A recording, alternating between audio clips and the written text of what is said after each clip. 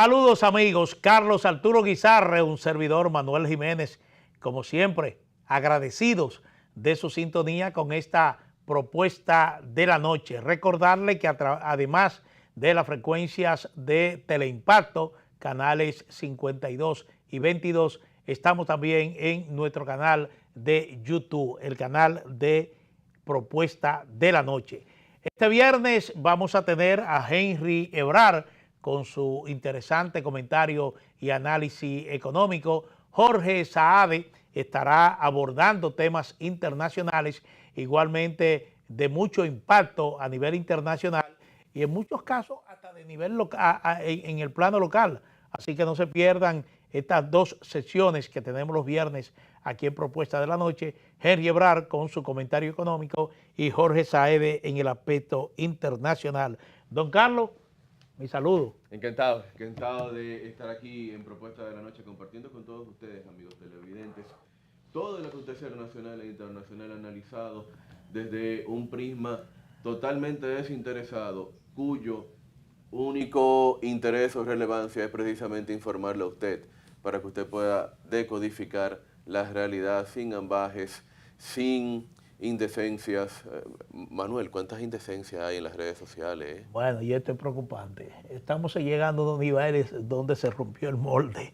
El molde se rompió hace mucho. Es decir, esa comunicación tradicional que uno conoció, basada fundamentalmente en los hechos, en la objetividad, en la profesionalidad, ya eso, Carlos, se está enterrando. Se está enterrando y sin ninguna consecuencia, que es lo grave. Porque el hecho de que no haya consecuencia sobre ese tipo de actitudes, ese tipo de comportamiento que se está exhibiendo hoy en las redes sociales, lo que hace es que estimula este tipo de conducta y vamos a seguir asistiendo a hechos incluso mucho más escandalosos e irresponsables precisamente por eso, porque no hay consecuencias. Fíjate que como una ministra incluso del gobierno tuvo que grabar un video para, primero, obviamente, desmentir todas las barbaridades que se estaban planteando, pero en segundo lugar para denunciar precisamente que era víctima de la retaliación por un chantaje fallido. ¿Qué deja esto? Estamos hablando de una ministra que en un país de régimen presidencial yo te voy como a citar un caso más preocupante aún. O incluso al presidente de la República ya lo están utilizando en denuncias que a todas luces parecen infundadas, pero la figura del presidente de la República, que en cualquier parte del mundo es una figura sagrada, desde el punto de vista de que tú no puedes difamarlo, tú no puedes incurrir en acusaciones no probadas, hasta la figura del presidente de la República está siendo baloteada, expuesta de manera, yo diría que muy irresponsable a través de las redes sociales. Y uno pudiera pensar que las redes sociales han democratizado la comunicación y mucha gente que quizá no tenía acceso a los medios, ahora tiene una voz, puede expresarse. Hay realmente aspectos muy positivos de que una gran cantidad de ciudadanos tenga acceso a algún medio de comunicación masivo, pero Manuel, nosotros tenemos que llegar a algún punto donde eso tiene que controlarse. Yo no estoy de acuerdo con ningún tipo de censura previa, con ningún tipo de mordaza. Entiendo que tanto la difamación como la injuria son y deben seguir siendo los delitos de prensa por excelencia. Sin embargo, uno ve cosas tan horribles que uno lo que dice es, miren, vamos a ver qué ley detiene esto, qué legislación permite a una persona cuyo honor es mancillado poder defenderse sin todo este trámite de la justicia. Pero un tribunal a veces puede durar hasta 5 años viendo una causa. Sí. Te insultaron en el año 2025 y en 2030, cuando ya esa calumnia te ha hecho todo el daño que te puede hacer, es que tú vienes a obtener una satisfacción.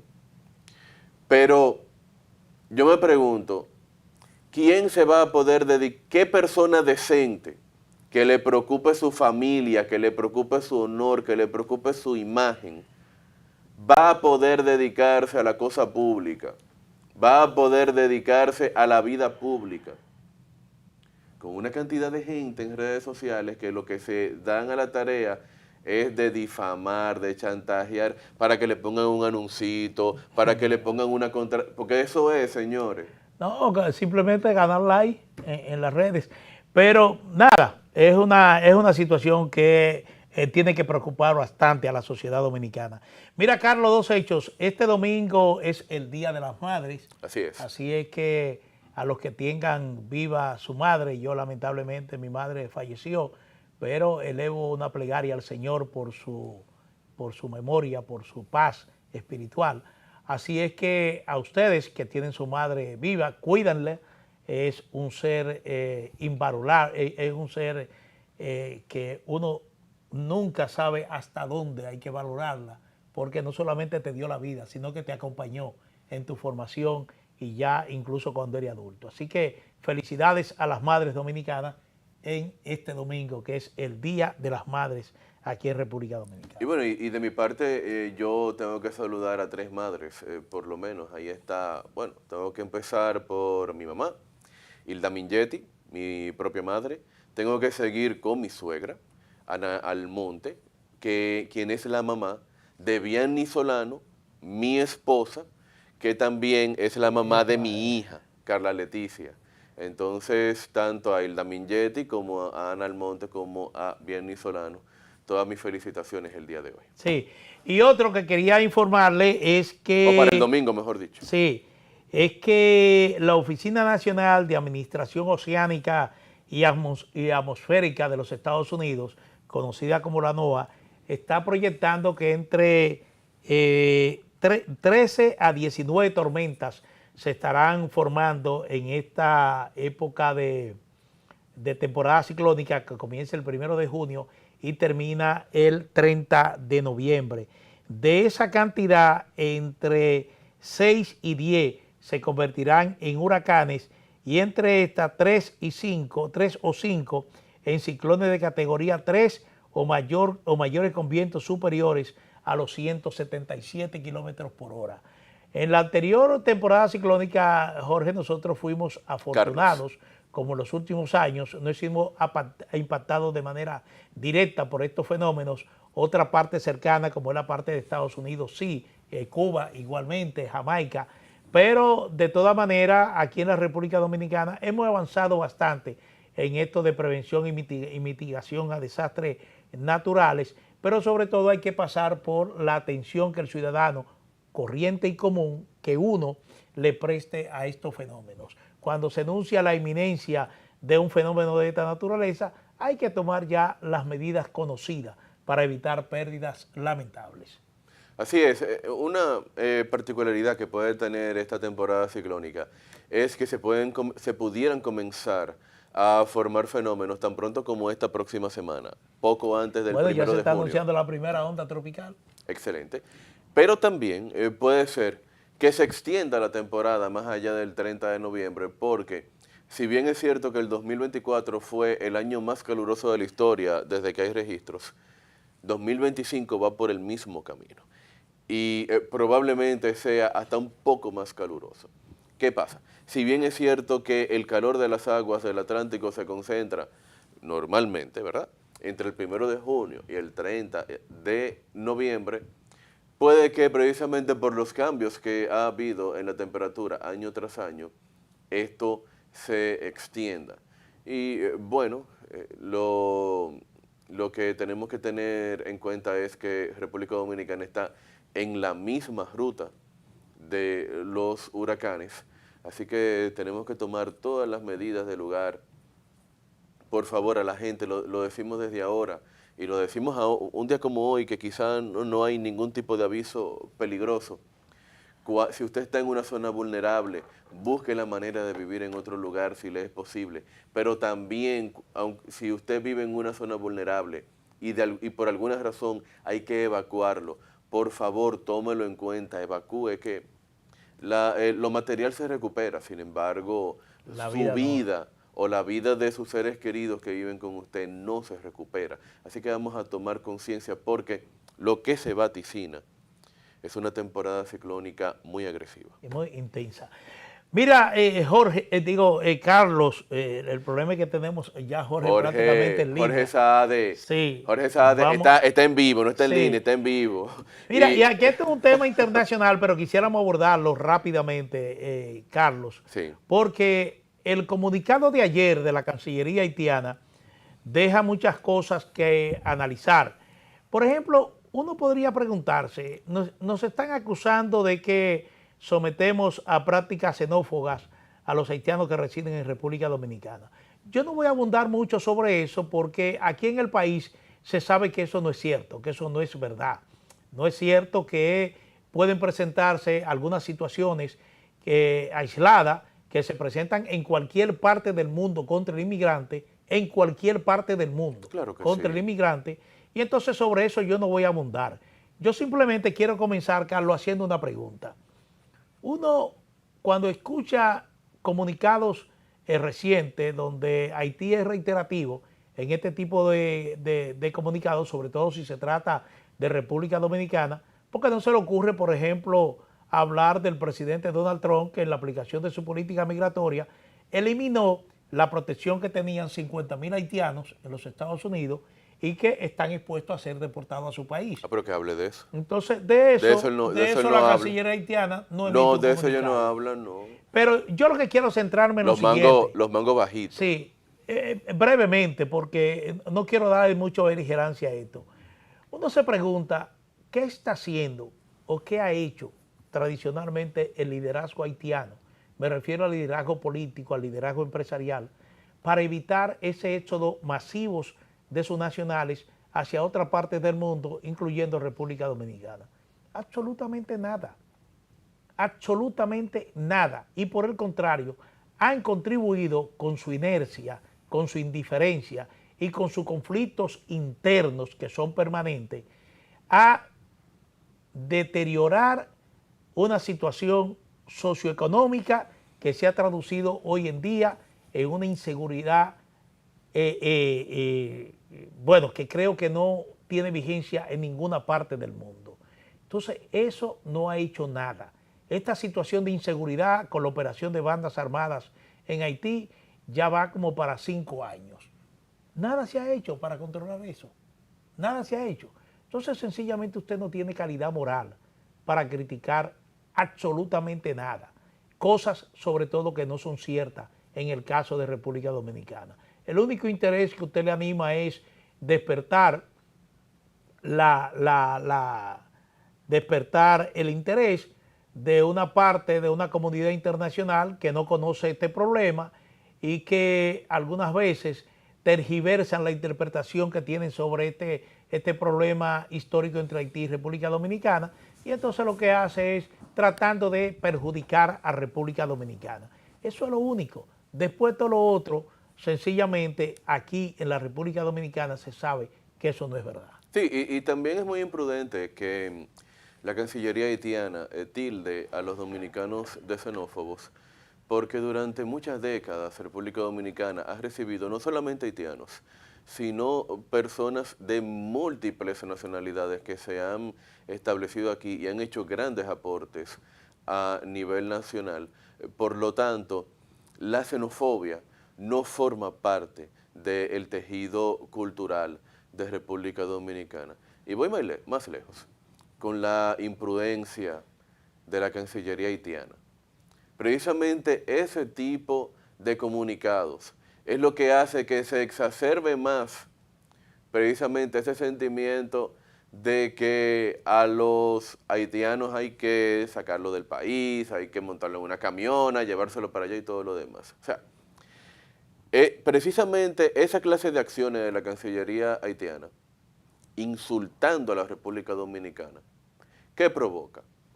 Que los que ya tienen una animadversión contra los haitianos digan, no, pero tú ves, por eso hay que sacarlo, por eso hay que... O sea, lo que están provocando es precisamente la reacción adversa a lo que ellos andan buscando. ¿Qué tienen ellos que hacer? Que sí lo mencionaron en su comunicado. Bueno, organizar sus caravanas para que los que están indocumentados vuelvan a sus países, apoyar allá a muchos haitianos que quieren inmigrar a República Dominicana a que consigan sus papeles, hagan su solicitud, y si hace falta un trabajador haitiano en República Dominicana, puede tramitar en el consulado dominicano su permiso de trabajo y venir a trabajar para acá. Eso, miren, nadie ha hablado contra eso. Ninguna organización seria y decente en República Dominicana se ha opuesto a que en República Dominicana haya 50, 100,000 o hasta 200,000 haitianos, si se quiere, trabajando muchas cosas de las que ya el nacional haitiano trabaja en República Dominicana. Pero esa clase de comunicados de la Cancillería, esas imprudencias diplomáticas, son las que hacen que el diálogo entre los dos países se resquebraje. ¿En detrimento de quién? En detrimento del haitiano, que es el que está pasando muchísimo trabajo allá en Haití, porque esas autoridades haitianas son muy prontas para insultar a la República Dominicana. Porque decirle xenófobo a una gente, eso es un insulto, déjeme decirle. Se concentran en eso y no se concentran en estabilizar el tejido social haitiano para que las bandas en un 2x3 no controlen de a 2, 3, 5 calles. Sí. Entonces, eso es lo que está provocando la Cancillería haitiana. Sí. Carlos, vámonos con una pausa. Vamos a retornar con Henry Ebrard, que en esta ocasión nos estará hablando sobre la apertura de la Escuela de Hotelería y Gastronomía de la Universidad Nacional Pedro Enrique Ureña, UNFU. Así que retornamos en breve.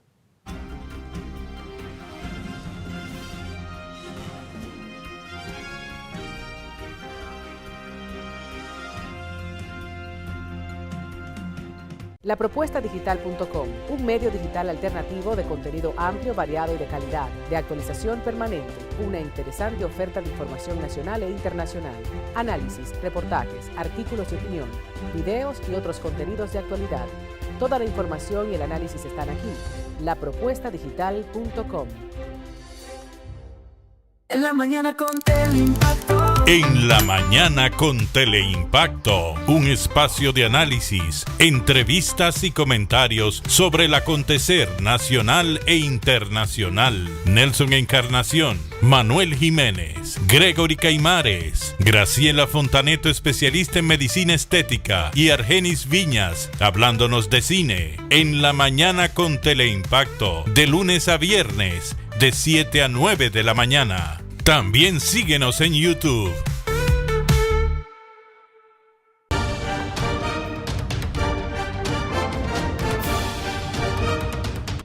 La Cámara de Diputados aprobó en primera lectura el proyecto de alimentación y nutrición escolar para regular la alimentación de los niños, niñas y adolescentes que asisten a los centros educativos preuniversitarios públicos y privados a los fines de propiciar la formación de hábitos alimenticios saludables. Refrendó además en única lectura la resolución que aprueba el acuerdo suscrito entre los gobiernos de República Dominicana y Kazajistán sobre la exención de la visa para titulares de pasaportes nacionales y ordinarios.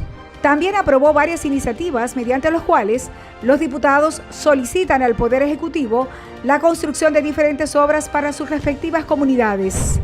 Mientras la Comisión de Agricultura, en presencia de Alfredo Pacheco, presidente del órgano legislativo, recibió a miembros del Consejo Nacional de Agricultura Orgánica, encabezados por Lisandro Reyes, para socializar el proyecto de ley de fomento, promoción y control de la producción orgánica. Y más de 35 comisiones se reunieron durante la semana para estudiar diferentes iniciativas de ley. Aprobado. Cámara de Diputados de la República Dominicana. Para la República Dominicana. Mucha gente no sabe eso. Bueno, Geopolítica con Nelson Encarnación. En el Consejo de Seguridad de Naciones Unidas, ningún esfuerzo va a tener resultado positivo. Una visión completa y objetiva. El que ellos acusan que China está controlando el canal de Panamá. Respecto de estos casos de migración, de abejas. Domingos, de 11 de la mañana a 12 del mediodía. Geopolítica por Teleimpacto.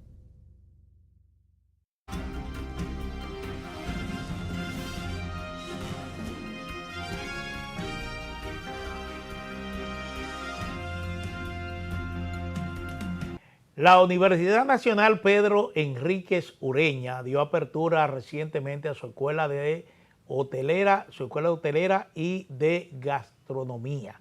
Esto indudablemente que ayuda a fortalecer lo que es la oferta hotelera en la República Dominicana. Henry Ebrar, en su comentario económico, precisamente nos habla de este tema. Así que retornamos en breve con Henry Ebrar. Si de algo saben las abejas, es de flores. Hay de todo tipo y para todos los momentos.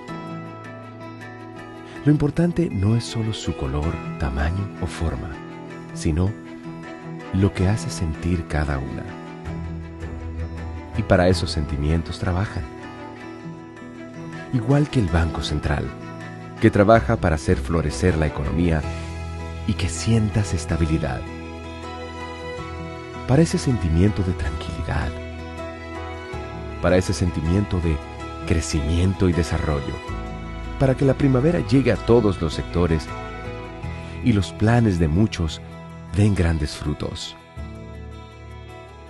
Banco Central de la República Dominicana, 75 años trabajando por una estabilidad que se siente. ¿Qué tal, amigos de Propuesta de la Noche? Yo soy Henry Ebrar, un placer estar de nuevo con ustedes como cada lunes, miércoles y viernes, más especialmente los viernes, cuando tratamos de seleccionar un tema que nos parece muy relevante para las próximas semanas, los próximos meses, y como muy bien lo ha mencionado Manuel, el tema de que el pasado miércoles, que es lo que explicó mi ausencia en el programa, tuvimos la dicha de participar, de poder asistir en la inauguración, lanzamiento en la Universidad Nacional Pedro Enríquez Ureña, UNFU, de lo que se llama el Instituto Vatel. El Instituto Vatel es el resultado de una excelente alianza estratégica entre el Instituto Técnico Superior y Formación Aplicada, INSTEFA, de República Dominicana, que es el representante en el país de la Escuela Internacional de Hotelería y Turismo Vatel, que tiene presencia ya en 50 países y a partir de esta semana en la República Dominicana, y la Universidad Nacional Pedro Enríquez Ureña. Esa alianza estratégica permite que a partir del mes de septiembre van a empezar las formaciones a diferentes niveles de este Instituto Vatel en la República Dominicana. Creo que esta inauguración marca definitivamente un hito en lo que es la educación superior en hotelería, turismo y gastronomía en el país, y eso va a permitir integrar esta oferta académica que es de clase mundial, porque Vatel es uno de los principales nombres a nivel mundial en cuanto a formación, capacitación, entrenamiento en el mundo hotelero, y obviamente alineando eso con las necesidades del mercado global y, por supuesto, de la República Dominicana.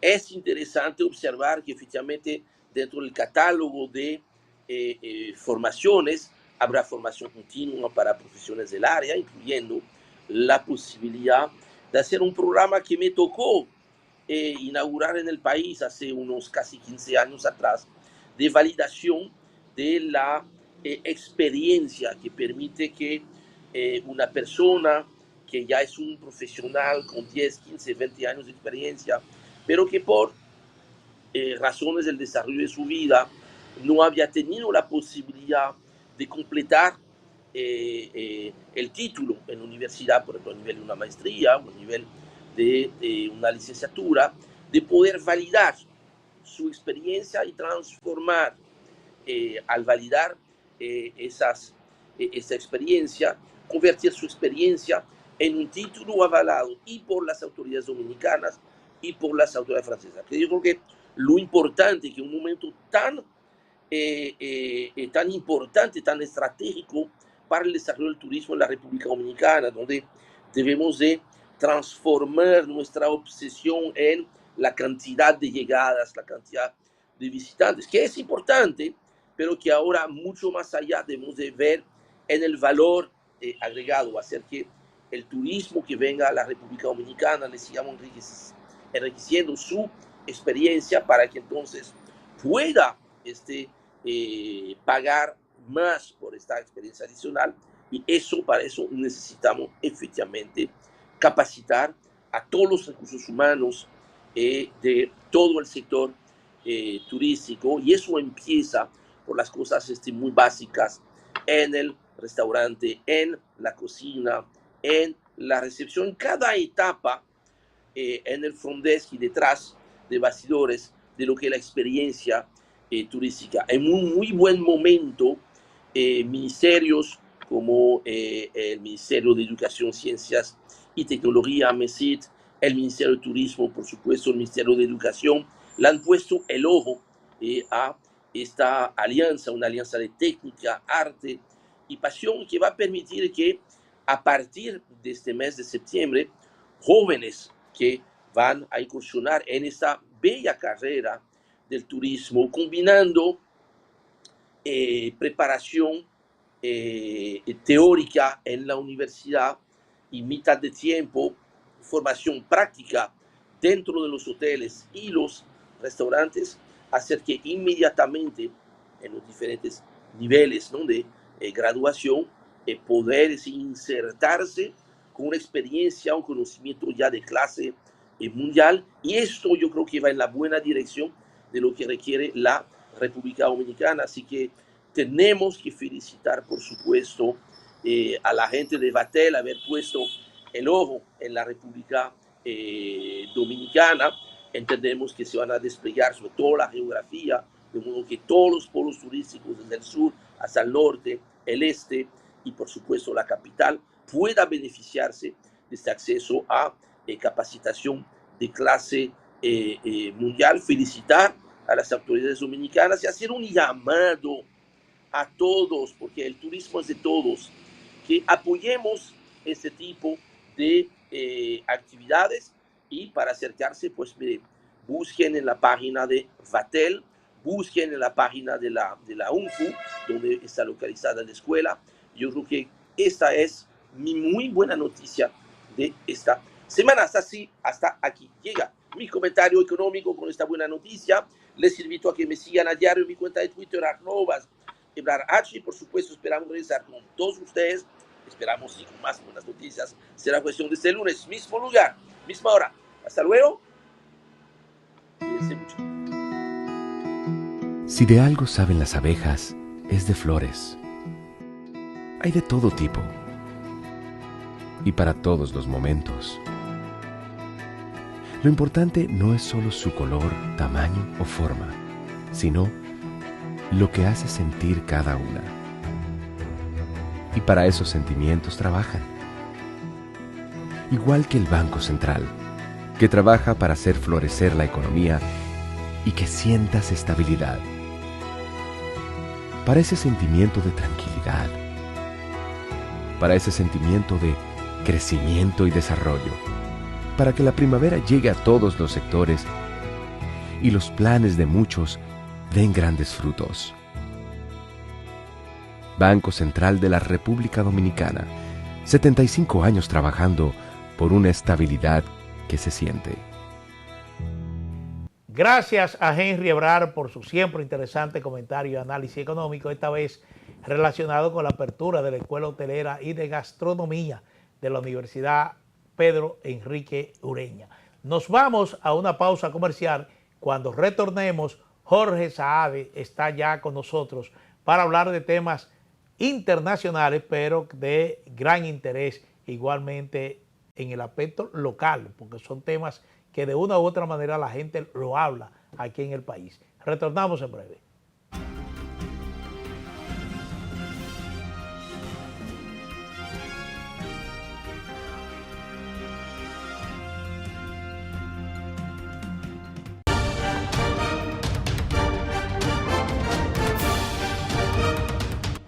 La Cámara de Diputados aprobó en primera lectura el proyecto de alimentación y nutrición escolar para regular la alimentación de los niños, niñas y adolescentes que asisten a los centros educativos preuniversitarios públicos y privados a los fines de propiciar la formación de hábitos alimenticios saludables. Refrendó además en única lectura la resolución que aprueba el acuerdo suscrito entre los gobiernos de República Dominicana y Kazajistán sobre la exención de la visa para titulares de pasaportes nacionales y ordinarios.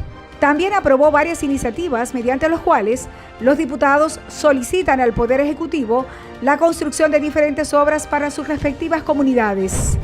Mientras la Comisión de Agricultura, en presencia de Alfredo Pacheco, presidente del órgano legislativo, recibió a miembros del Consejo Nacional de Agricultura Orgánica, encabezados por Lisandro Reyes, para socializar el proyecto de ley de fomento, promoción y control de la producción orgánica. Y más de 35 comisiones se reunieron durante la semana para estudiar diferentes iniciativas de ley. Aprobado. Cámara de Diputados de la República Dominicana. En la mañana con Teleimpacto. En la mañana con Teleimpacto, un espacio de análisis, entrevistas y comentarios sobre el acontecer nacional e internacional. Nelson Encarnación, Manuel Jiménez, Gregory Caimares, Graciela Fontaneto, especialista en medicina estética, y Argenis Viñas, hablándonos de cine. En la mañana con Teleimpacto, de lunes a viernes, de 7 a 9 de la mañana. También síguenos en YouTube.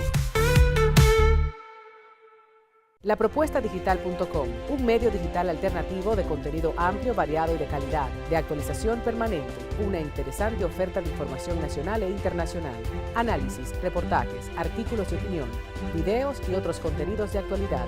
Toda la información y el análisis están aquí. Lapropuestadigital.com. Para la República Dominicana. Mucha gente no sabe eso. Bueno, Geopolítica con Nelson Encarnación. En el Consejo de Seguridad de Naciones Unidas, ningún esfuerzo va a tener resultados positivos. Una visión completa y objetiva. El que ellos acusan que China está controlando el canal de Panamá. Respecto de estos casos de migración, de abejas. Domingos, de 11 de la mañana a 12 del mediodía. Geopolítica por Teleimpacto.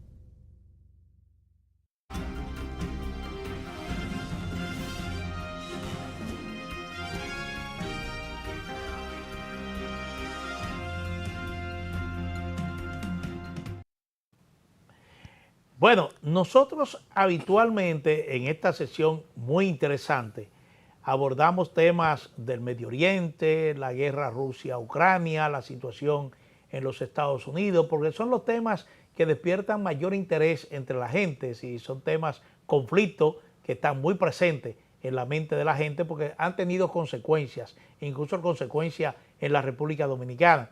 Pero América Latina es una región donde igualmente suceden cosas interesantes, y en esta ocasión con Jorge Saade vamos a conversar sobre temas de interés regional, aunque tocar igualmente temas que suceden en Medio Oriente, que igualmente impactan en República Dominicana.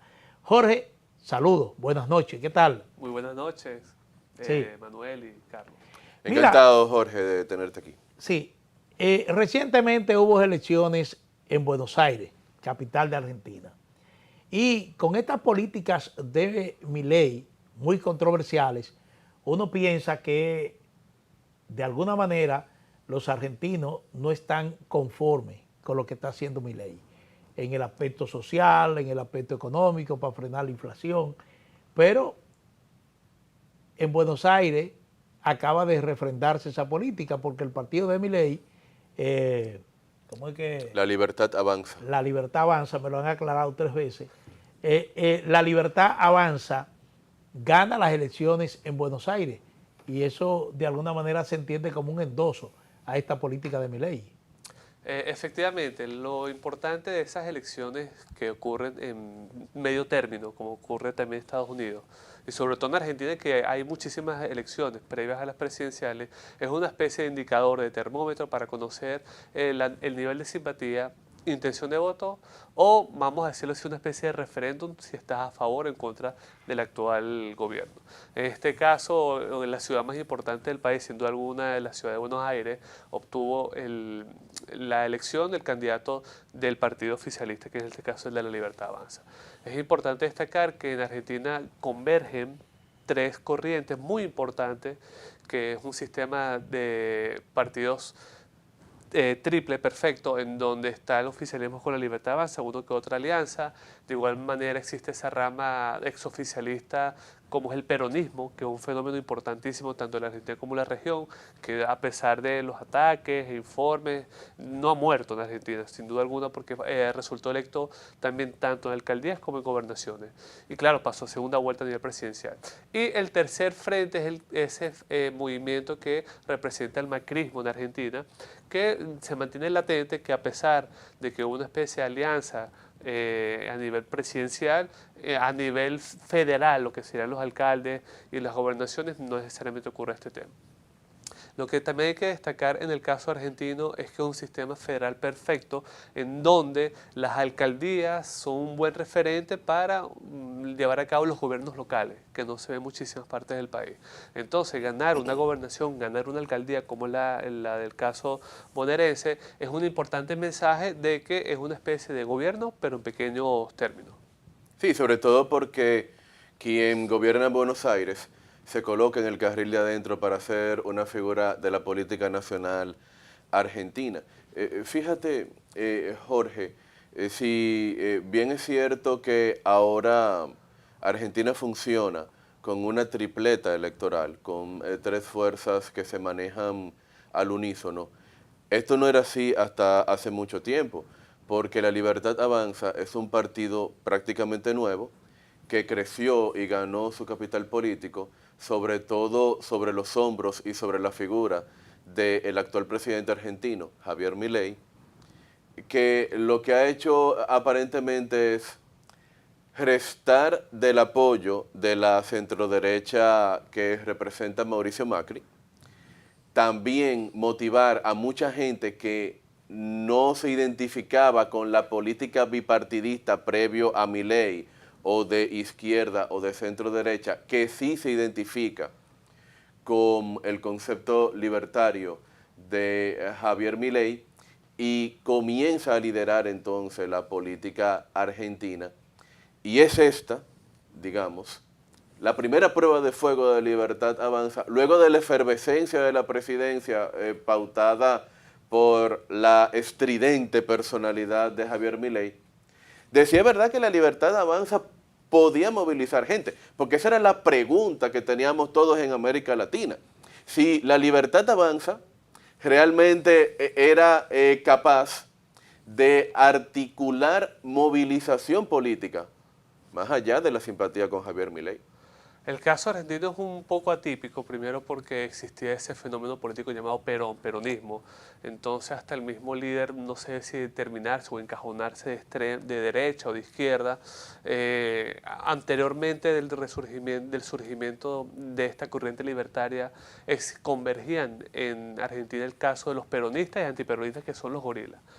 Pero el caso de Milei es un caso atípico porque no necesariamente surgió, yo no le llamaría como un partido político per se, porque a pesar de todo, estamos viendo en toda América Latina como una especie de fin del sistema partidista, que próximamente va a llegar a República Dominicana, pero va a tardar muchísimo, y ha emergido en contraposición el caso de liderazgo, que fue el caso de Milei, un rockstar, un presentador de televisión, analista económico muy importante, en donde sin partido logra notoriedad en los medios de comunicación y poco a poco avanza para expresar su descontento en torno a la economía. Pero yo creo que lo fundamental para lograr su elección fue la especie de esa alianza que hubo con el macrismo, que se encargó del trabajo sucio, ese trabajo fontanero de la movilización de los votos para las elecciones. Era lo que tenía la estructura. Efectivamente. Y tú no puedes contradecir, tú no puedes atacar la voluntad de un pueblo que estaba cansado de ese entonces de la mala situación económica que vivía ese país de hace muchísimo tiempo. Sí.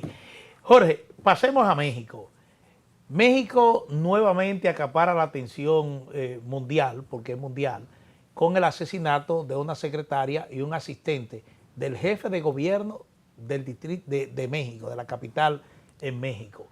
Lo que pone en evidencia que el tema de seguridad en México sigue siendo una situación real. Es decir, Morena, que es el partido gobernante, primero con José Manuel, Andrés Manuel López Obrador, y ahora con Claudia Sheinbaum, no ha podido resolver ese problema. Incluso hay quienes advierten cierta complicidad, cierta comunicación con el narcotráfico mexicano, porque realmente no se siente golpes importantes al narcotráfico, ni en el gobierno de López Obrador, ni tampoco en esta administración. Y este hecho vuelve otra vez a poner la alerta sobre lo que ocurre en México. Es una situación que se mantiene en el tiempo sin respuesta efectiva de la autoridad. Bueno, aclarar que Morena es por el acrónimo Movimiento de Renovación Nacional, claro, que luego López Obrador, tan creativo como es, acuña ese acrónimo. Efectivamente, ya hoy partido oficialista que jamás se hubiese imaginado esto hacia el siglo pasado. Bueno, Manuel, sin duda alguna, yo creo que ese mal persistirá en la República Mexicana, en los Estados Unidos mexicanos, porque siempre y cuando haya presencia de esos grupos narcotraficantes, esos carteles que hay en México con el tema del narcotráfico, siempre va a perdurar el tema del asesinato y del sicariato en este territorio mexicano. Se vio en el siglo pasado cuando reinaba el PRI, en los pocos años que estuvo el PAN en el poder, y hoy en día con la Morena. O sea, independientemente del partido que esté en el poder, siempre va a estar latente el tema del sicariato en México. Sí, y esto puede empeorar incluso porque México está dando un giro en el republicanismo que no creo que tenga precedente, y es establecer que todos y cada uno de los jueces, todos y cada uno de los jueces sean elegidos única y exclusivamente por el voto popular. Sí. Entonces, esto en un país latinoamericano, nosotros vivimos en un país latinoamericano y sabemos... Que no es garantía de buena administración de justicia y de independencia igualmente. Sabemos ya que el voto popular no siempre es la mejor manera de elegir a nuestros dirigentes, porque nosotros conocemos cómo se puede manipular el voto popular. Básicamente, quien más tiene dinero, quien más pudiera acarrear de alguna manera movilización política, que al final de cuentas cuesta dinero, es quien tiene mayor probabilidad de imponerse en un proceso de elección popular. Y en un país como México, donde el narcotráfico es tan poderoso, y al ser tan poderoso, es un narcotráfico con tantos recursos económicos, ¿no será sencillo para esa corriente imponer los magistrados que les sean cómodos? De hecho, aquí en República Dominicana, me acuerdo que uno de los precandidatos de las elecciones del 2020, de estos micropartidos, propuso elegir a los jueces dominicanos mediante el voto popular. Entonces es un tema delicado porque piensan que todo lo que funciona en Estados Unidos se puede llevar a cabo a la perfección en la República Dominicana, y no necesariamente es así. Sí, porque hay algo. A quien tú puedes elegir por el voto popular es al juez del condado, pero al juez de la Suprema de los Estados y al juez de la Suprema Corte de Justicia es una meritocracia bien sustentada.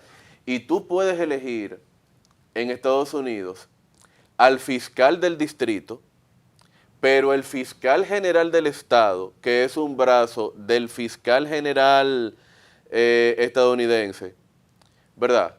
Ese es por mérito que tú lo tienes que elegir.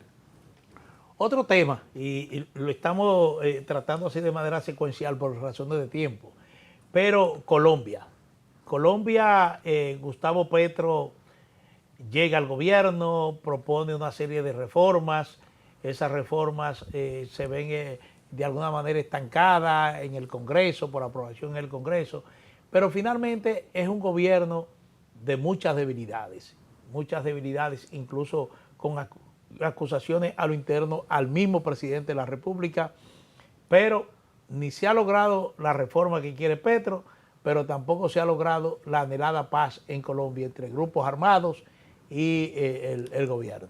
Lo importante que hay que destacar en el caso colombiano que es muy difícil llevar a cabo políticas públicas, reformas desde el gobierno central, porque primero este gobierno nace de una segunda vuelta en donde el Congreso no está netamente a favor del partido oficialista. Y hemos leído, Carlos y yo, el tema de lo débil que ha estado el poder últimamente, y Colombia no escapa y no es víctima, y sigue siendo víctima de que no necesariamente el presidente es el que tiene el poder absoluto de la toma de decisiones en Colombia, sino que del poder. Hay un tema también del poder legislativo, donde hace contrapeso, y lo vimos recientemente el resultado de ese intento de la reforma. De igual manera, yo creo que Petro está desesperado para que llevara a cabo todas sus reformas antes que termine su periodo presidencial, que también ha sido uno de los temas más debatidos en Colombia para ver cuál será el sucesor del presidente colombiano, porque no podría ser reelecto hasta ahora a un segundo periodo. ¿Tiene posibilidad Gustavo Petro de colocar ahí a un afecto, a un Delfín, o si se quiere por lo menos apoyar a una figura política que tenga afinidad con su fuerza política y sea contraria al Centro Democrático? Todo es posible en Colombia, todo es posible en Perdón, Centro Democrático es un partido en Colombia, no contra la democracia, más bien. Sí, es un partido opositor. Es un partido opositor. Que está marcando muy bien en las encuestas, que fue principal protagonista en el tema del Congreso frente a la reforma que llevó a cabo Petro. Ahora hemos visto en las últimas encuestas de que ha habido una mujer que ha subido el puesto a partidista de ningún partido, sino más bien una especie de presentadora de televisión y periodista. Y hemos visto de que lo que va a ocurrir posiblemente, pero no sabemos si va a ser electo o no, en Colombia es lo que pasó en México, designar una especie de delfín, de títere, por parte de Petro para que continúe su legión o su legado en la presidencia colombiana, como también ocurre en el caso de Bolivia, también, que es un tema muy importante. Bueno, sí, no, en Bolivia hay una situación donde, bueno, ya... Aunque en Bolivia salió muy mal. Evo Morales queda definitivamente descartado para aspirar a la presidencia de la República. Sí, pero Bolivia es como de esos capítulos donde la designación de delfines sale mal. Incluso Colombia tiene un caso con el presidente Juan Manuel Santos, que era un delfín del presidente Álvaro Uribe, y se le fue en contra. Pero el caso más paradigmático en América Latina es el de Lenín Moreno. Efectivamente, en Ecuador. En Ecuador, que sube como un delfín de Rafael Correa, pero luego lo persigue. Entonces, ese tema del delfín es muy delicado. Podemos hacer un libro de las especies de los delfines que se han virado o han contradecido a su titiritero en Latinoamérica. Mira, Jorge, toda familia con posibilidades en la región o alrededor del mundo, de alguna manera le asalta la idea de que su hijo vaya a formarse a Harvard, a una prestigiosa universidad, no solamente en los Estados Unidos, sino también en Europa. Pero en el caso dominicano, aquí hay dominicanos que han estudiado en Harvard, y eso lo presentan como un apoyo importante a su currículo, es decir, estudié en Harvard, en MIT. Este conflicto que ha desatado Donald Trump con Harvard, primero con el tema de obligarla, por ejemplo, a variar lo que es su política de diversidad, todo ese tipo de cosas, pero eso se ha llevado a que acaba de prohibir que Harvard matricule estudiantes extranjeros. Hay un conflicto en curso con la Universidad de Columbia, es decir, lo de Trump,